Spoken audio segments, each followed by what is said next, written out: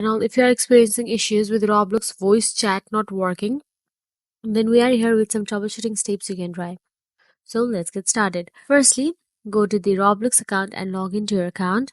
After that, simply go to the settings icon available in the top right corner and tap on the settings. So now inside settings, make sure that your age is verified in order to have that Roblox voice chat option available. After that, simply check your microphone permissions in your Roblox and also in your device. Ensure that the Roblox has permission to access your microphone and ensure that your microphone is properly connected to your computer or device. In Roblox settings, confirm that the correct microphone is selected for voice chat as well. So, after this, if the problem persists after trying the above methods, then reach out to the Roblox support for further assistance. Go to the help and write down your problems. They may be able to provide additional troubleshooting steps or identify any ongoing issues with voice chat. So that is it.